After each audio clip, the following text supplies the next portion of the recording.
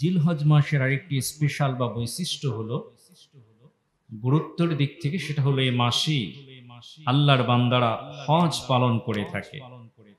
আল্লাহ সুবহানাহু ওয়া তাআলা সূরা বাকারার 197 নম্বর আয়াত, এই আয়াতে বলছেন, আল হাজ্জু আশহুরুম মা'লুমাত ফামান ফারাদা ফীহিন্নাল হাজ্জা ফালা রাফাসা ওয়ালা ফুসুকা ওয়ালা জিদালা ফিল হজ।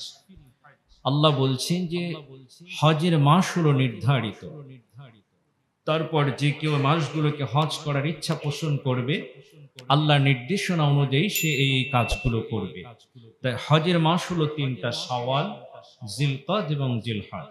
কেউ যদি হজের উদ্দেশ্যে হারাম পরিধান করতে চায় তাহলে এই 3 মাসের ভিতরে ইহরাম পরিধান করতে হবে। 3 মাসের বাহিরে অন্য কোনো মাসে যদি হজের উদ্দেশ্যে ইহরাম পরিধান করে তাহলে ওখানে আর হজ আদায় করার কোনো সম্ভাবনা নেই। তাই এই মাসের ভিতরে গুরুত্বপূর্ণ একটি আমল, জিলহজের গুরুত্বপূর্ণ একটি আমল হলো হজ পালন করা। এ মাসের আরেকটি গুরুত্বপূর্ণ আমল হলো কুরবানি করা।